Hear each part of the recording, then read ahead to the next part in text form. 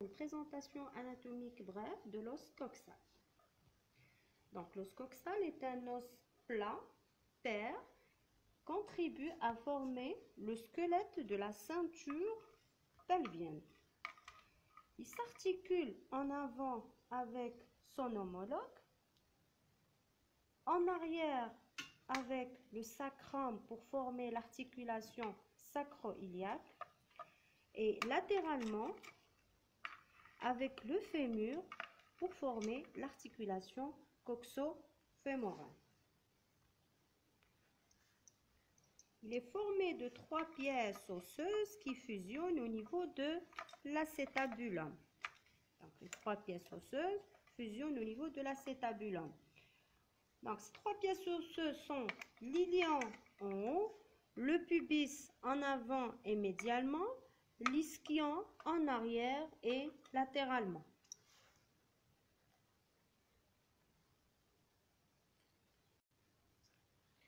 Pour la mise en place de l'os coxal, donc le bord qui présente une échancrure très marquée, on va le placer en arrière. Donc, vous voyez que cette échancrure elle est très marquée. Donc ce bord-là, on va le placer en arrière.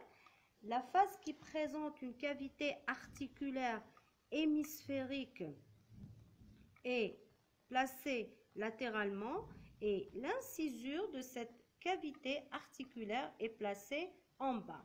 Donc si on prend un os coxal seul, donc on va placer le bord le plus échancré en arrière, la face avec surface articulaire latéralement et l'incisure de cette cavité est placée en bas.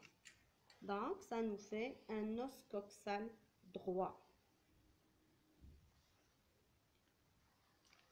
Donc après avoir orienté l'os coxal, on va étudier ces différentes faces, ces différents bords et ces différents angles.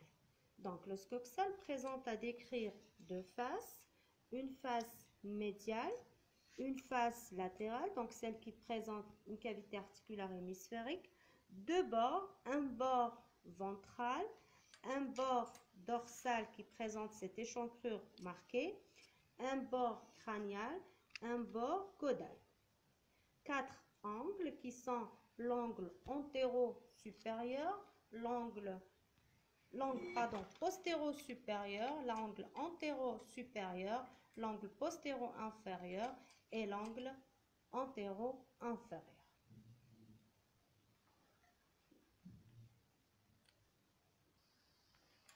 La face latérale ou exopelvienne est formée de 3 parties.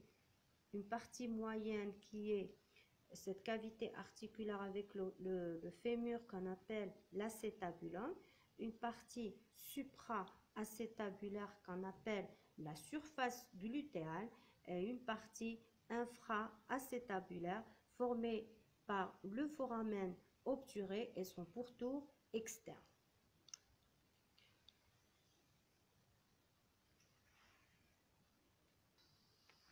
La surface glutéale est parcourue par 3 lignes rugueuses qui sont les lignes glutéales, la ligne glutéale antérieure, la ligne glutéale postérieure et la ligne glutéale inférieure. Ces lignes donnent insertion aux 3 muscles glutéaux.